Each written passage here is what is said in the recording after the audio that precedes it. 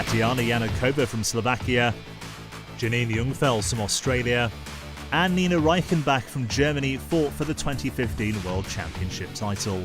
The ambitious athlete Tatiana Janakova won last year's World Championships in Norway, but a crash and another 5 points ruined her hopes to defend the title. Janine Jungfels took the chance and secured the title for the very first time. Been trying to pretty much get this title for 5 years, and it's just amazing to finally get it, you know, it's just finally got it. Yeah, it's nice that when you put all the hard work in that it pays off, and this was not an easy competition. Like, I had to fight for this title. It was one of the best competitions I've ridden.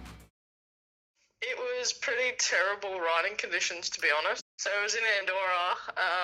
So I don't know if you've been there before, but it's kind of like a kind of mountainous city. And it was raining most of it, wasn't it? For that day, yeah. So, and there were a couple of creek sections, so they had us going through the creek that was running through there. You're on river rocks, and I guess the water, with the rain, some of the water came up a bit, and all the rocks were slippery, the banks were muddy. Then on the top section where they had, like, top of the bank, they had 3 sections, and one of them was like, because it was on the grass, it was just kind of saturated, so that was quite slippery. But then you had also the log sections, so riding them in the wet was a bit scary. But yeah, it was a good competition in that the rain made it a lot harder. You had to pretty much fight for every point in every section. Did you feel confident going into the event? Yeah, like I was confident. A lot of prep work leading into it, like both in Australia and when I was over in Europe. So like Australia, I did a lot of the, like, I guess, physical training, just with like weights, as well as cross training on the mountain bike, and then doing the trials training as well. So kind of like taper off the gym work and that kind of stuff when I go to Europe, and just purely do the trials riding. But it was just about, I guess, getting the competition right on the day. That's always nerve-wracking. Do you remember the moment when you realised that you'd won? What was that like? Actually, yeah, it was the second last section I rode. My margin was big enough that I'd won, and I rolled out, and I had my minder there and another rider that I travelled with. So there was, Carlos and Rick. And yeah, they were like, "You've won." And I was like, at first I didn't believe them. I was like, "What?" Because I wasn't following the scores, because I was like, I just want to focus on the riding. So I said to my minder, Carlos, I was like, "All right, you just keep track of the points and tell me what I need to do, as in, like, don't get a 5 on this section," sort of thing.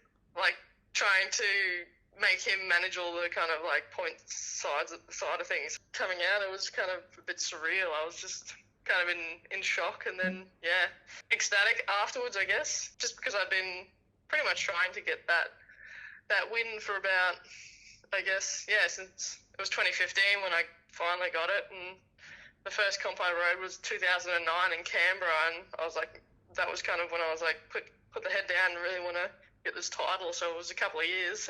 What do you enjoy about it? What is it about trials riding in particular that gives you, joy?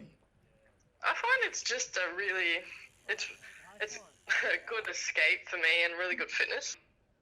But I don't know, when I ride, it's just like I can just focus on that, and if I've got like issues at work, or like you're stressed about some stuff going on at work, and go riding, you can, because it requires so much focus and effort.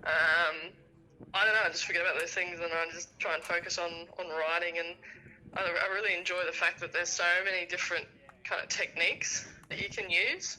Like, you can have one obstacle but use like 4 different techniques to try and get up it. It's quite diverse, so I find I never really get bored, and I can just be working in like a kind of 3 3x3 meters square and just not run out of things to do. If you've got a couple of obstacles, you just keep changing the limits. Have you surprised yourself with what you've been able to do on a bike, Janine? And do you ever look back and go, wow, I've competed at World Cups, I'm a world champion. Do you ever think about your legacy? Yeah, like I'm quite proud of what I've been able to achieve, and the time I had to go and ride in Europe. So it was probably some of the most enjoyable time I've had actually.